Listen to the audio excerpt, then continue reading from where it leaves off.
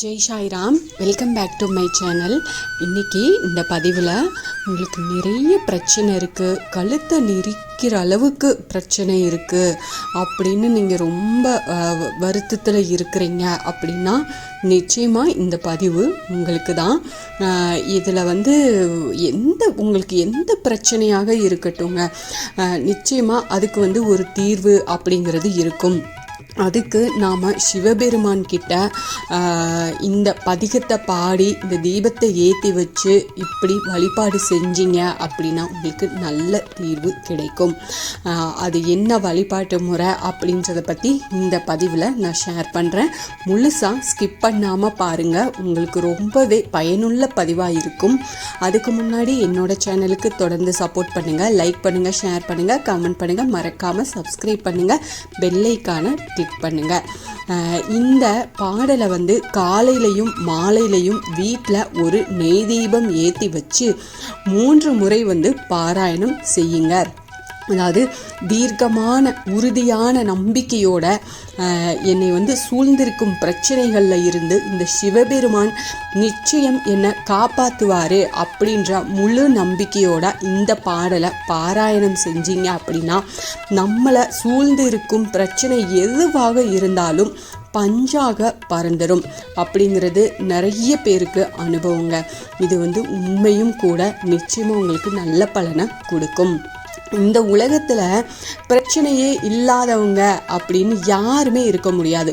ஒவ்வொருத்தருக்கும் தங்கள் நிலைக்கு ஏற்றது போல நிறைய பிரச்சனைகள், அதாவது அது பெருசாவோ சின்னதாகவோ ஏதோ ஒரு பிரச்சனை அப்படிங்கிறது இருக்கத்தான் செய்யுது. ஆனால் சிலருக்கு இந்த பிரச்சனைகள் அளவுக்கு அதிகமாக இருக்கும். இனிமே நம்மளால் தாங்கிக்கவே முடியாது, மரணம்தான் முடிவா அப்படின்னு கழுத்தை நெரிக்கிற அளவுக்கு பிரச்சனையை சொல்லி தவிக்கிறவங்களுக்கு அப்பர் பெருமான் பாடிய பாடல் நமக்கு ஒரு தீர்வை கொடுக்கும்னே சொல்லலாம்.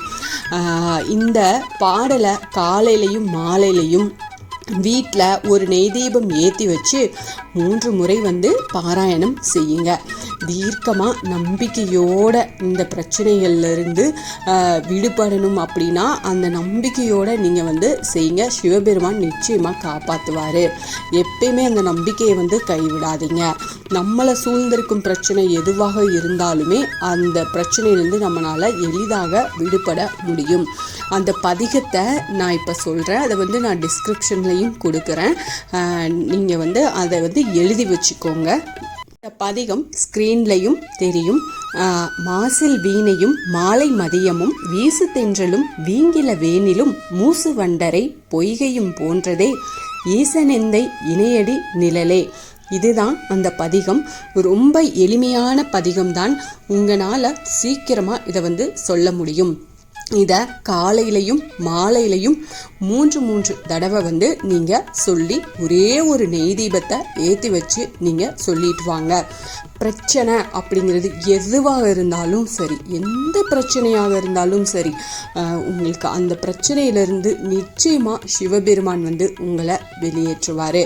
இதை தொடர்ந்து குறைஞ்சது 48 நாட்கள் நீங்கள் சொல்லிட்டு வாங்க.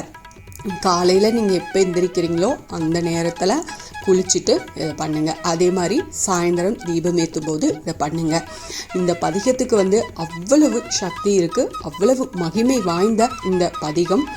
நிச்சயமாக தவற விடாதீங்க. உங்களுக்கு எந்த பிரச்சனையில் இருந்தாலும் அதுலேருந்து உங்களால் விடுபட முடியும்.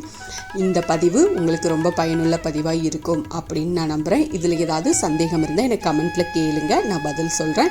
என்னோட சேனலுக்கு தொடர்ந்து சப்போர்ட் பண்ணுங்கள், லைக் பண்ணுங்கள், ஷேர் பண்ணுங்கள், கமெண்ட் பண்ணுங்கள், மறக்காமல் சப்ஸ்கிரைப் பண்ணுங்கள், பெல் ஐகானை கிளிக் பண்ணுங்கள்.